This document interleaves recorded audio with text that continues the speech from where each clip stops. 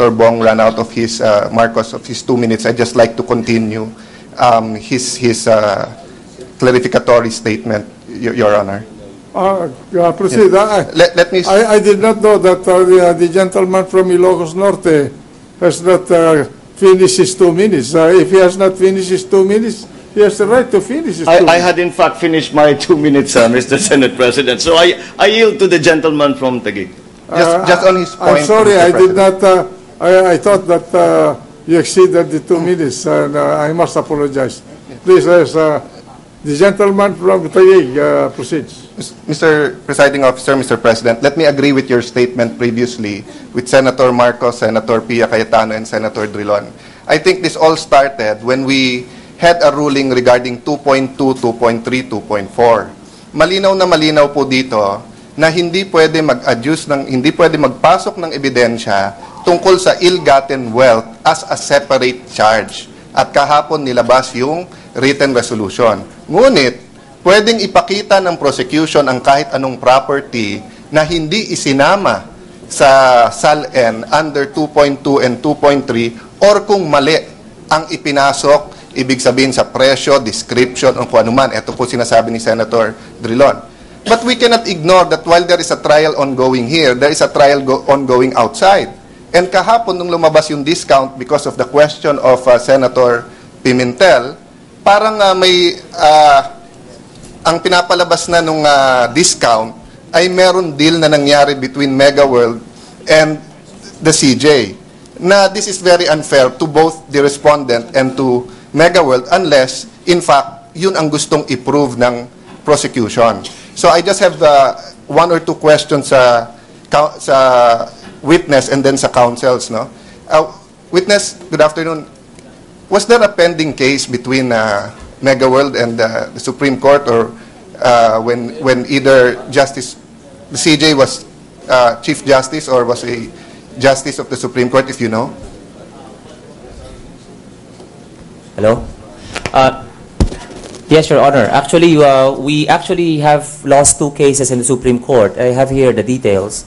And, so you had a case pero natalo kayo? Yes, sir. Okay, twice. So we had just 2... to ask you directly, etong reduction or discount, this had nothing to do with the case, or did this have something to do with the case? Nothing whatsoever, Your Honor. Okay. Next question.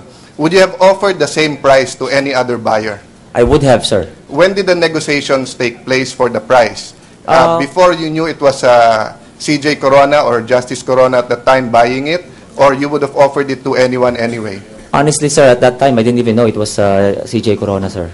Okay. So meaning if I or anyone else came and said, dahil damage yan, billing ko na yan for 14 million, ibebenta nyo na 14 yes, million? Yes, sir. It was brought to my attention. So, whether it's the private prosecutor or the gentleman from Cavite. So, sir, did I get the statement right of Congressman Saga that you are asking this question not to dispute the price, but to show that the price reflected in SALN is either non-existent or is wrong? Well, actually, Your Honor, just by way of background there, we were permitted to present evidence insofar as paragraph 2.2 and 2.3 is concerned. That's correct. And under 2.3, it is expressly provided.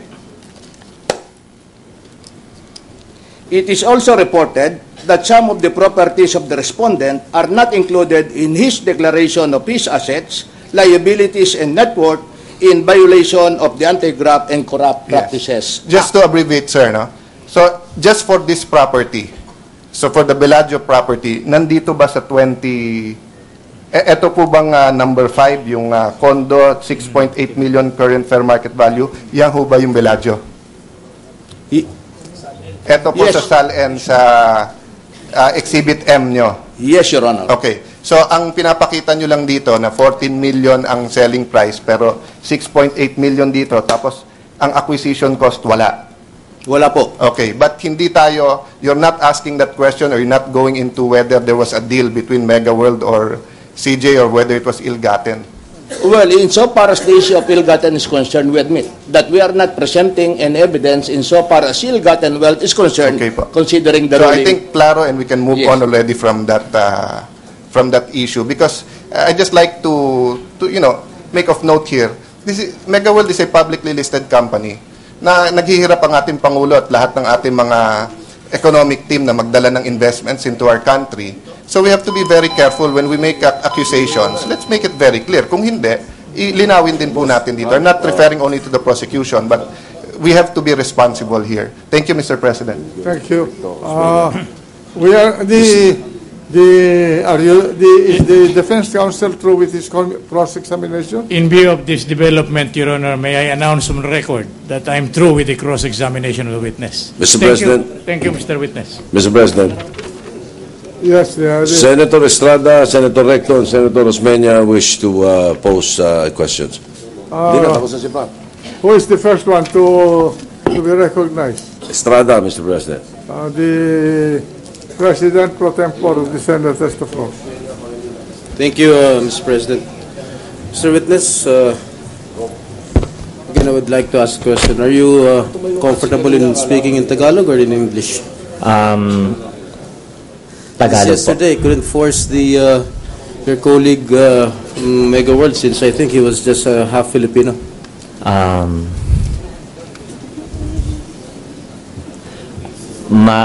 Tagalog po is okay. Tagalog, all right. Ginoong Testigo,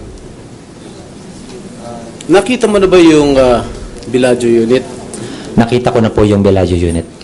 Nakita mo na rin ba yung binilhan, supposedly, ni Chief Justice Corona? Yung 30 Bago po ito nabili, nakita ko na po yung unit, na inspection ko ho siya mabuti at napuntahan ko na siya. Ilang beses mo na nakita yung unit na binili? Yung particular na unit ho na binili niya, isang beses ko lang ho pinuntahan because it came to my attention that it was damaged. It sustained some damage. So I went to see for myself. Okay, sino ba lumapit sa inyo? Si Chief Justice ang nag-inquire sa Bellagio o kayo mismo ang nagpunta kay Chief Justice para alukin ang condominium? Yes. Pangalawang, this was actually his second purchase. That's why I So, kilala mo siyang personal? hindi ho personal. Hindi personal. Pero nakapag-usap na kayo? Hindi ho kami personal na nakapag-usap. Okay. So, sino yung lumapit? Yung Para asawa ko bilhin niya. itong 38B na unit? Ang pagkakaalam ko ho, ang nakipag-usap sa amin ay yung kanyang may bahay na si Ginang Cristina Corona. Kailan po? If I remember correctly, Your Honor, it's about September, middle of September.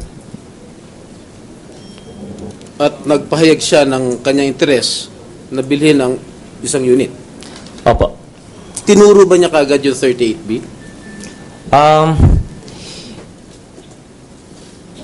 Honestly, Your Honor, I just found out about it. When I found out about it, they were basically in the advanced stage of negotiations. Gusto mong Tagalogin. Sige na. Okay lang. Sa totoo lang ho, nung... Sige na. Englishin mo na. Okay, by the time it came to my attention, there was already some inquiries made already, and my staff basically was just asking me, or just asking me that there's this buyer who's interested in the penthouse unit. I didn't know exactly Who the buyer was? Yes. And it turned out to be Mrs. Corona. Yes. Okay, according to the testimony of Mr. Nang, base sa salaysay ni Giovanni ng kahapon, meron daw mga technical defects yung unit. And as you've testified earlier, there were some technical defects. Pwede niyo ba explica sa amin, ano itong mga technical defects ito sa condominium? Well, Your Honor, hindi ko ho ito matawag na technical defects talaga. Kagaya nga ho nung nabanggit ko kanina, mayroon hong bagyong dumaan bago namin to natapos at nagkaroon ho siya ng damage. Now, prior to this, we were on the finishing stage also of the unit. We were finishing the unit. We were experimenting with a certain design and feel for the unit, which didn't quite turn out to be, well, we didn't actually get to finish it because while we were finishing it, the typhoon came along and damaged the unit. So, nagkaroon ng water damage. Ano ba yung bagyo na tumama doon? Hindi ko na matandaan. That was in 2008. Alam niyo naman po, ang unit na ito ay nasa penthouse, nasa bubungan, hindi pa ho na-turn over sa amin na maayos. Pinasok po ng tubig mula nanggaling sa exit papunta sa sa 2008 nung tumama yung bagyo. That was before Yes. Typhoon Ondoy. Yes, I think, Your Honor. 2008, ang mga bagyo lang doon, bagyong Frank. Pati ba yung Typhoon Frank, tinamaan yung condominium unit ni CJ Corona? So, you admit right now that one of the defects of the condominium unit was because of the typhoon. Yes, hindi ho siya defect, nagkaroon ho siya ng damage. Not necessarily typhoon. No, not at all. Right. Marami na ba kayong is it usual or unusual on your part na magbigay ng malaking, halimbawa, diskwento sa mga sikat o kilalang personalidad? Hindi ho namin normal na practice yan. Hindi ba alright, sige, you finish your answer. Sige pa. Hindi ba normal sa isang taong katulad mo na isang marketing man na halimbawa ay meron isang sikat na personalidad, halimbawa isang sikat na artista, pagpalagay natin si Bong Revilla na gustong mag-acquire ng halimbawa na isang unit dyan sa Bellagio.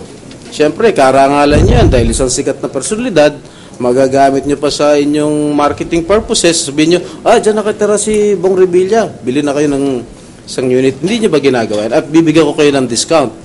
Oh, I think the other developers are doing that. But as far as we are concerned, our projects speak for themselves. Karaniwan ho, medyo nakakasama pa ho yung ganoong sitwasyon sa amin. So, it's not really something that we look for. It's not something that we seek out. So,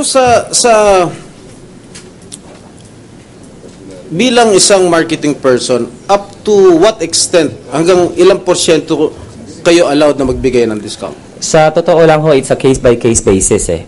Of course, we arrive at the pricing based on several factors. Number one, we have to determine our costs, our construction costs, development costs, marketing costs, and so on and so forth. And then we take a look, we do our research, we take a look at the prevailing market prices, and we also add to that our target profit, and we go from there. So, as long as I know the bottom line, Your Honor, I should be able to make some decisions. I'm guided by these parameters, and I do not deviate. Alright. Dun sa, di ba dalawa yung units dun sa 38th floor? At yung isa na damage ka mo, yung kay Chief Justice Corona. Yung isang unit ba dun on the same floor na damage din ba? Wala ho na nakarating sa aking impormasyon tungkol doon. So I think it's safe to assume that there was no damage to that particular unit. And also by that time that particular unit was sold already. This 38B happens to be the last unit we sold in that building.